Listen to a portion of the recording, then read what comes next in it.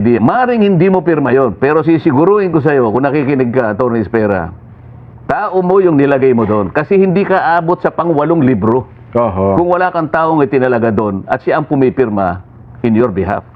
At marami akong makukuha dokumento.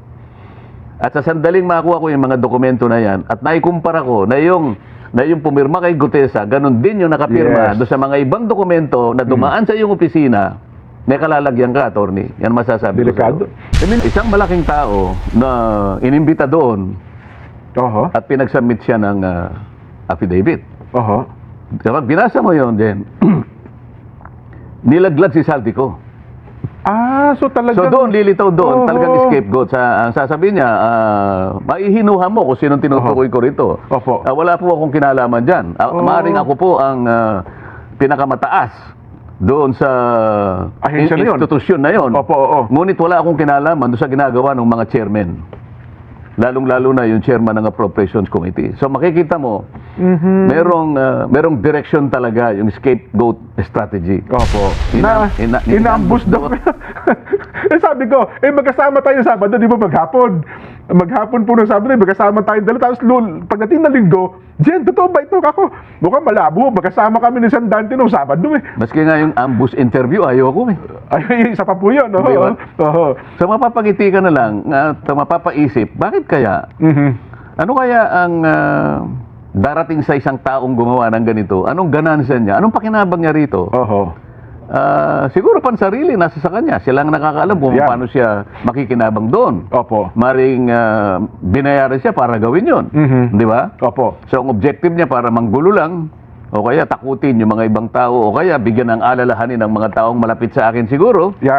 Katulad mo, di ba? Ay, talaga naman. Mabuti na. Siguro kung hindi tayo magkasama, baka napaniwala ka Pansamantala, kahit sandali lang.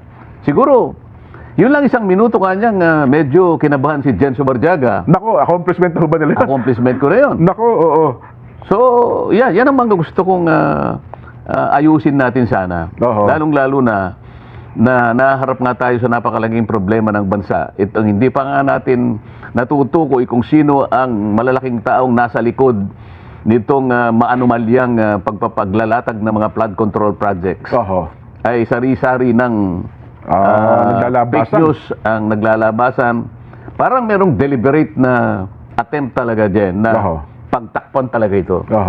Ako nakikita ko Sa social media tsaka sa media, ang tawag dyan pinaproject, di ba? Mukhang pinaproject kayo na ganito po ang ipinta sa tingin ng ating mga kababayan. Tama ka, pero kasama yun doon sa grand design Merong grand design. Talagang to malalim po and cover up. Meron akong 5 natukoy na mga pamamaraan kung paano nila i-float yung isang grand design to protect and shield the mastermind. Yung mga malalaking tao sa likod ng maanumalyang yan. Una, yung scapegoat strategy. Scapegoat strategy, hanap sila ng sino yung mapagbalingan nila. Ang napagbalingan nila ngayon, sapagkat wala rito, ay yung dating Congressman Saldico. So, gusto nila doon lang matuon. Doon lang mapokus ang usapin. So, yun ang magiging scapegoat nila. So, parang kapag yun ang nadiin mo, ligtas na lahat. Pwede, Sana kung ma-establish natin, hanggang doon lang. Kaya lang, nagsisigaw ang mga ebidensya. Nagsisisigaw at lumalantad, naghuhumiyaw ang mga sentimiento na hindi lamang kay Saldico So kapag halimbawa nagawa nila na si Saldico na lang, yun ang scapegoat strategy. Kasi tingnan mo, meron akong nabasa na isang affidavit na isinabmit sa ICI. Yung ICI, ito yung Independent Commission for Infrastructure. Yes po, isang malaking tao na inimbita doon at pinagsubmit siya ng affidavit. Kapag binasa mo yun, then nilaglag si Saldico.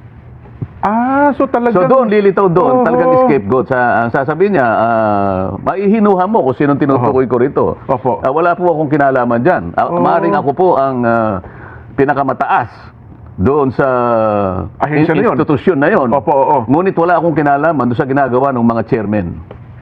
lalong-lalo na yung chairman ng Appropriations Committee. So makikita mo, merong direction talaga yung scapegoat strategy. Opo. Gusto nilang papaniwalain ang mga Pilipino, mga kababayan natin, na hanggang dun lang. Nako. So kapag naipagtagumpay nila yon, teka muna, may maliligtas ngayon. Maraming maabsuelto, parang dating, gano'n. Sa akin kasi, hindi. Sinabi ko, kailangan matukoy natin kung sino talaga Oho. ang pinakautak, pinakaugat ng lahat ng ito. No? Tapos susunod, undermining the whistleblower. Ayan. Okay, oho. So parang minamaliit nila, Kong. Ang daming Sen, nag-whistleblower. minamaliit nila yun, Ngayon, mamaliitin nila ngayon. Ang pinaka-classic na example ay yung Orly Gutesa. Yan, opo. Ayan, di ba? Opo. Kasi, ang importansya nung sworn statement ni Gutesa, siya lamang ang natatanging testigo na lumabas doon sa pagdinig na yon, na kumonekta kay Saldico hanggang kay Martin Romualdez. Opo. Yun ang distinction. Kaya medyo nagulantang sila ron. Oho. Lahat ng paraan ngayon ginagawa para i-discredit si Gutesa. Ma-undermine, totoo nga. Oo, nakita mo, nagumpisa sila sa notaryo. Yan. Oho. Tingnan mo, may nagsabi pa maski na sa Blue Ribbon Committee, talagang ikinagagalak nila yung gumawa ron ng pagsisiyasat yung presiding judge Manila. ng Maynila. Opo.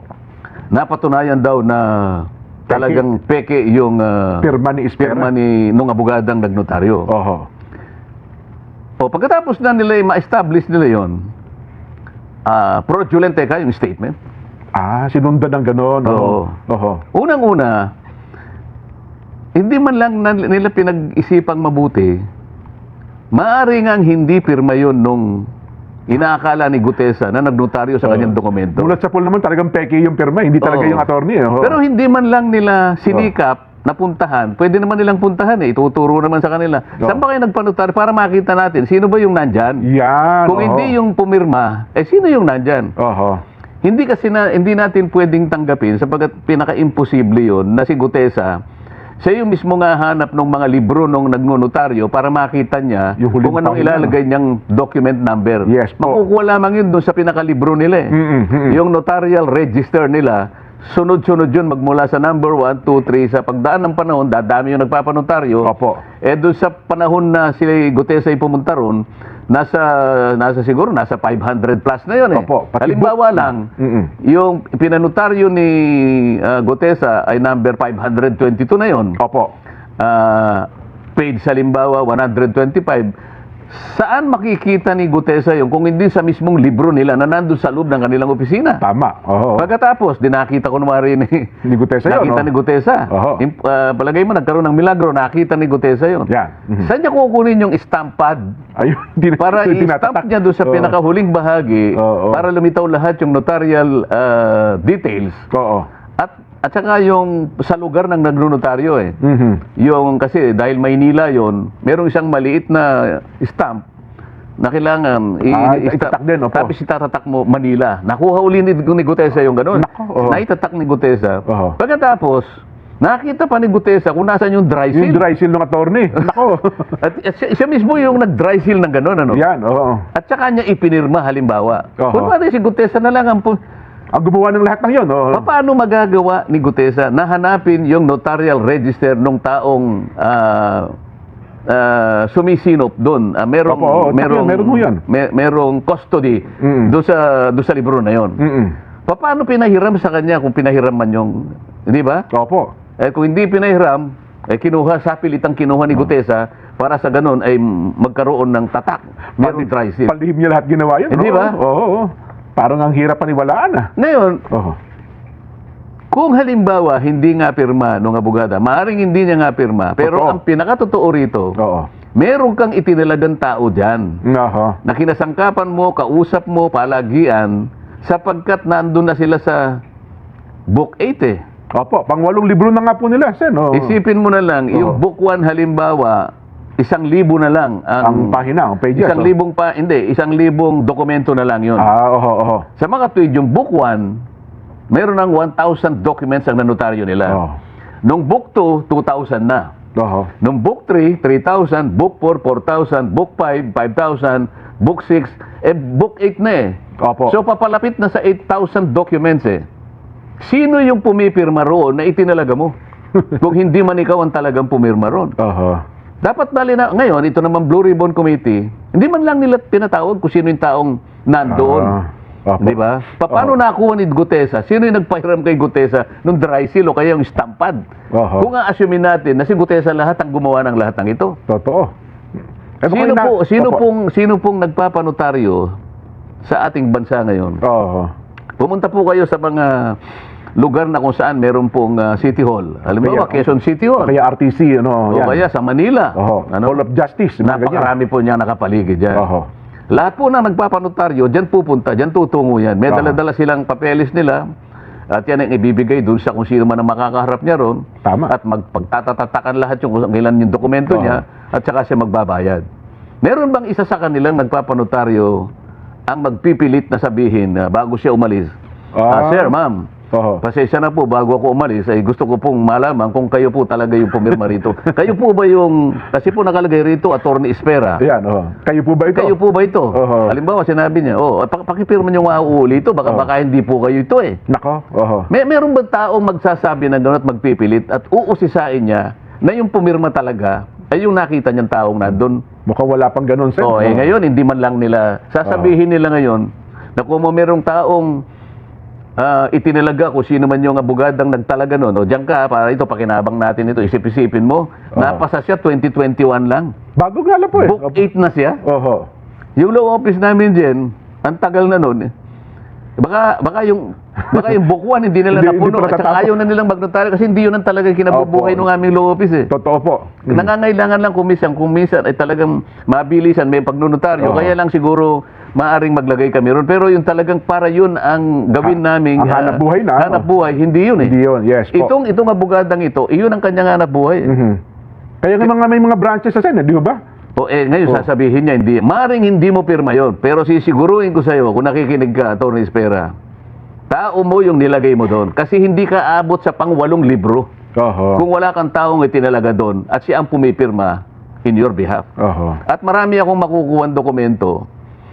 At sa sandaling makuha ko yung mga dokumento na yan at naikumpara ko na yung pumirma kay Gutesa, ganun din yung nakapirma doon sa mga ibang dokumento na dumaan sa iyong opisina. May kalalagyan ka, attorney. Yan masasabi Delikado. ko sa'yo. May nauna na nga ang dalawang, di ba, kaso yung Chester. Kaya gusto ko yung marami. Opo. Kaya humihingi ako ng sample ng January, February, March, April, May, June, July, August. Kasi may September na ako, yung kay Gutesa, di ba? Ikukumpara ko ngayon sa mga naunang mga pangyayari.